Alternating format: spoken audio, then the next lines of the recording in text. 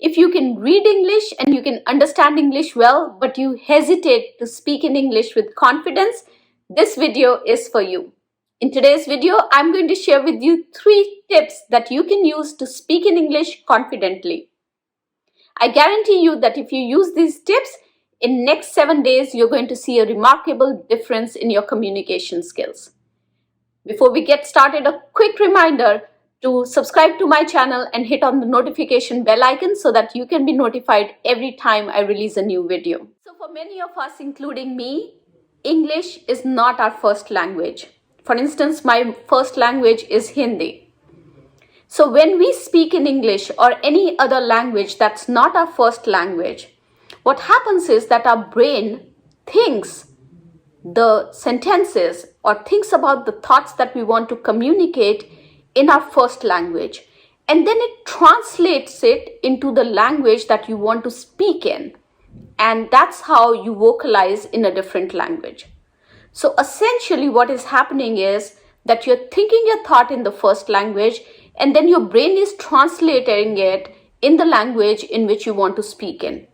And that's why, because the brain is translating what you want to speak, and that translation takes time, that's why you fumble when you speak in a different language, which can lead to reduced confidence. Now, you can train your brain to think in the language that you are going to be speaking in, but that's a long process. That is a multi-year process. There is a smarter way to do it, which is to reduce the translation time for your brain. Now, think of your brain as a database, which has a lot of words in there, but the database has to pull out the right words so that it can make sentences. And that pulling out and translating is effectively what takes time.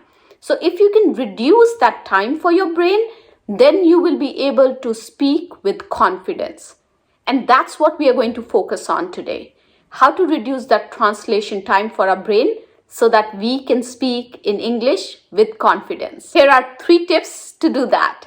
The first tip that I have for you is to read English content aloud. When you read English content aloud, you have to vocalize it, which helps you understand the context and the meanings of the word better. It's almost like you're training your brain to use that word when you say it aloud.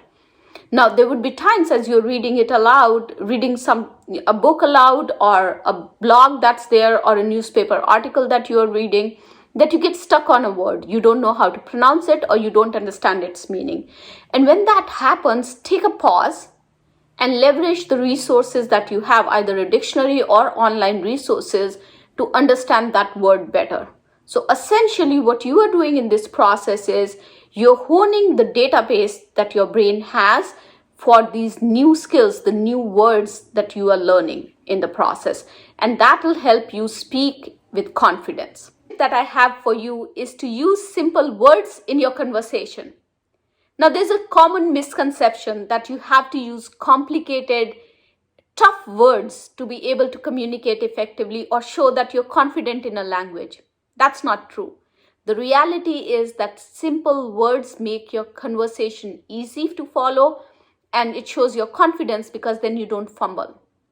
So as you're constructing your sentences, as you're thinking about your conversation, do not search for difficult, complicated words that are hard to pronounce in your conversation. Choose simple words. The third tip that I have for you is to write 1 page in English every day.